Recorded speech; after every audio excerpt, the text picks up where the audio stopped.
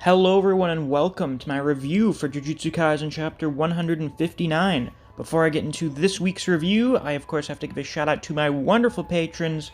Special thanks to Fuse, Neo, Dijon Redden, Anthony Chavez, Honey Mustard, Zach Rowitz, K-God, Chris Redfield, Scratch23, Rat, Ryzen 4K, Artist, Mac Campaign, and Wave of Manga. Thank you all very much for supporting me on Patreon. I greatly appreciate it. And if you too want to get a shout out at the start of videos or access to reviews for Solo Leveling and The Boxer, you can always become a patron as well. There's a link to my Patreon down in the description. Now, of course, I do have to ask you to subscribe if you haven't already. It'd be a big help. But also, if you like my thumbnails and some of the colorings I use in these videos, you should check out my boy Euler. He's the one who does all of my Jujutsu thumbnails. He does a lot of these colorings. I'll have his Twitter linked down in the description. You should definitely go follow him, give him some support. It'd be a big help for him. So with that, let's get on with the review. For this week's review, I think I'm going to have to take a page out of Griever's book and do basically what he did for his review, because I think that's really the best way to talk about this chapter, which is to really not talk about what happens in the chapter, because I feel like that's not the most important part of the chapter. Here, I can sum it up. You basically have kind of the law part, or wait, no, not the law part, the order part of the Law and Order episode. It's a court drama. It's a legal drama.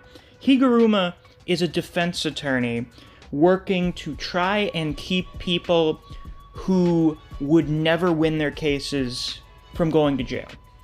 People who you would hear the case, you would hear the details, and you'd be like, that fucker's guilty.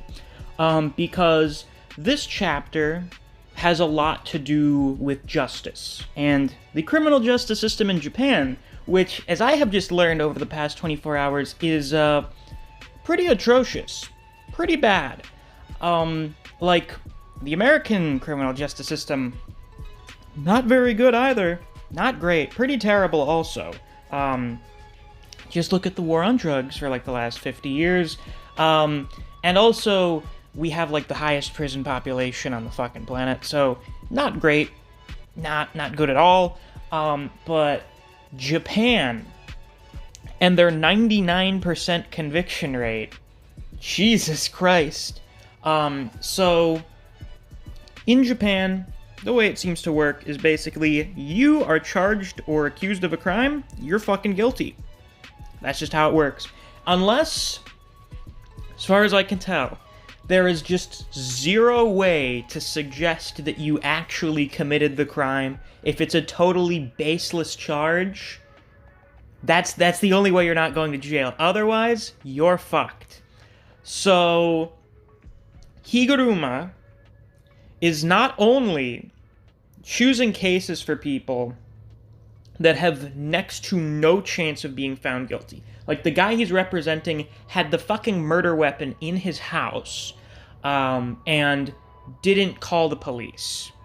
It seemed like, yeah, the guy fucking did it. But he still defends him, and the details that he gets from the guy, whose name is Oe, seems to suggest that, hey, there's reasonable doubt here. I don't think he did it. He says he wasn't there at the time when the murder happened. He gave reasons for not giving the knife to the police, because cops aren't really liked around there. A friend of his had drug problems, and, you know, talking to the police resulted in problems for him, and calling them disturbs the neighbors. So he had reasons. And Higuruma was like, you know what? I think I believe this guy. So he's sticking up for someone who, like, in an actual court case would get fucking ripped to shreds, and is also doing it in a system where pretty much anyone accused of a crime is convicted for it. So the guy has quite the difficult work set out for him. He definitely seems like someone who has way too much pressure on him. All I could tell going through this chapter is this guy's gonna fucking snap. This guy's gonna have his Joker moment where he's like, I can't handle this shit anymore. This is too much. And we do end up getting that at the end of the chapter. But Higuruma is set up as a very interesting character, as someone who believes in justice and can't ignore something that he feels is wrong. And I think that will potentially create a very interesting dynamic for the culling game, especially whenever he interacts with our main cast from Jujutsu Tech. He does seem to be the player that Itadori and friends are going to be going after, and I think that they are going to be able to have a very interesting sort of dynamic going on. Megumi, for starters, already has a worldview on justice and how Jujutsu sorcerers play into that, basically being cogs in the machine for some kind of universal karmic justice. So maybe you could say that Higuruma has some kind of a more extreme version of Megumi's views. That could be the case. But also, I wonder if Higuruma is going to be judging Yuji's actions, because Yuji is someone who, since Sukuna's rampage, has not really valued his own life, has not really valued himself as a person. He still, in some regard, blames himself for the massacre. And I think it's very possible that Higuruma is going to be judging Yuji for that. And that could make for another very good chapter, because this is actually an excellent chapter. Is it a 10 out of 10? Maybe. I don't think there's really any issues with it. Gege put a very concise, compelling, well-written story in a single chapter. He did an excellent job at introducing this new character. I like Higuruma a lot already. When we get more from him, I think he could become one of my favorite characters. Would he already be in my top 10 based on this chapter? I don't know. But I know the more I think about this chapter, the more I think about Higuruma and his potential as a character, the more I like him. So I think it's pretty safe to already say that he's going to be one of my favorite characters. Maybe a factor in that is, as some people have pointed out, he seems to basically have Nanami's original backstory. So for those of you who don't know, the original plan for Nanami was to actually have him be a curse user, have him be an antagonist. And instead of leaving the company like he did in his actual backstory, he would have stayed there until he eventually got sick of the place and snapped and killed everyone at the company. And as far as we can infer from the way this chapter ends, it seems like Higuruma has done something like that, where he killed, like, almost everyone in the courtroom. Yeah. So that may be a good... We have two people that may be the heir to Nanami. We've got the stand-up comedian guy with 7-3, and now we have Higuruma, who has Nanami's original backstory. That's pretty interesting. I'm wondering which one will come out on top. So far, it's Higuruma, because the comic guy hasn't appeared again since the chapter where he showed up, so... But all of these guys are going to be showing up and being relevant at some point, so... I'm wondering how they will mesh with each other. Now, while Higuruma will definitely be an antagonist for a bit, I think that he's going to join the protagonist side at some point.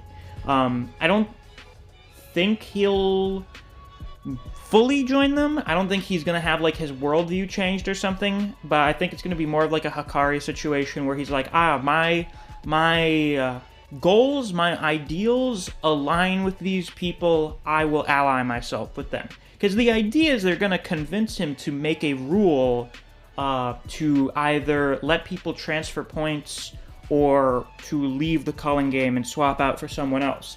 And considering that these rule changes are meant to stop people from having to kill each other and allow people who didn't ask to be in the game to leave, I feel like Higuruma would probably support these rule changes.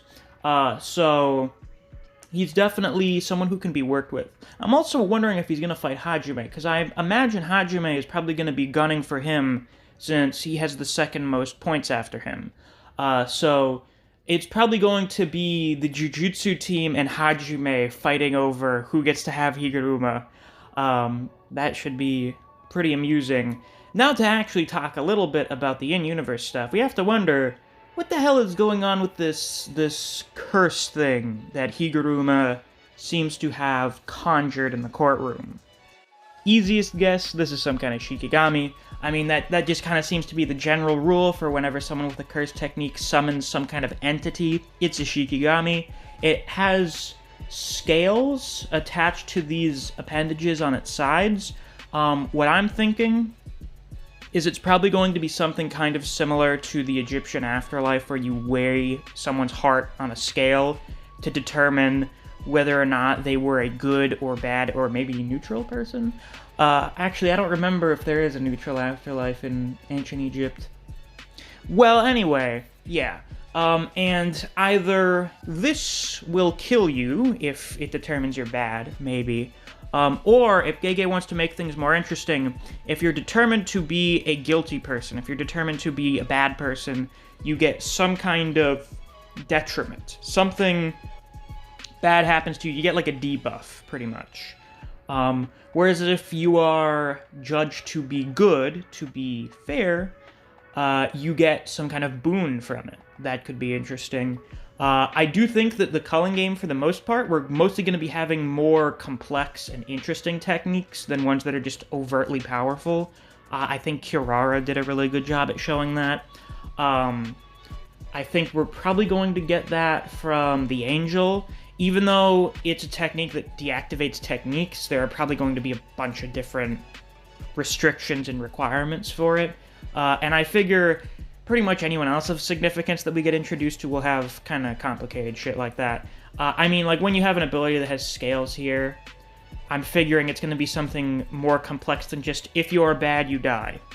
That'd be a little boring for a curse technique that Gege would think of. So, yeah.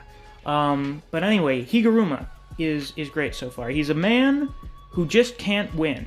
He can't beat the legal system he's trying to fight against, and he can't maintain the support of the people that he's trying to fight for. Because when he can't keep his clients out of jail, they look to him and they're like, what the fuck? You said you were going to keep me out of jail. Whenever a defendant is found guilty, they almost always blame their lawyer. They almost always blame the defense attorney, because it's the defense attorney's job to make the case to keep him out of jail. So when they fail, in their mind, it's their fault. So it's a pretty tough situation for him. By the way, a neat Easter egg. It seems like Higuruma may have been the defense attorney for Tadashi. Remember the guy who ran over a kid with his second offense, driving without a license? The guy who was in the juvenile correctional facility or whatever with the cursed womb? Yeah, he may have been the defense attorney for that guy, which is cool. That's a neat little callback. It also seems like Oe may have been part of Geto's organization. Not, like, actively a part of it, but they were running some kind of, like, non-profit scheme for money or something. Maybe they weren't actually non-profit, they just, like, said they were. These are just interesting little tie-ins, little Easter eggs to older stuff in the series. But yeah, Higuruma, very interesting fellow thus far. I'm very excited to see what Gege does with his character, and this was a very good chapter. This was an excellent character introduction, one of the best in a while, and needless to say, I'm very excited to see where we go from here. Apparently, the culling game is going to start for real next week, so God knows I'm excited for that, and I hope you are too. But with that, that's all I have to say for this week's review. If you enjoyed, please be sure to like, comment, subscribe, and click that notification bell so you don't miss any of my uploads. I do Jujutsu Kaisen chapter reactions and reviews every week. If you enjoyed discussing Jujutsu Kaisen with other people, or you just enjoy the content I produce on this channel, I highly suggest you check out my Discord server. I have linked to it down in the description. If you enjoy other series such as Record of Ragnarok, Kengan Omega, Chainsaw Man, and Bleach, I do videos in those series as well, so if you're interested in those, you should definitely check out my channel. Thanks for watching, I'll see you guys around, take care.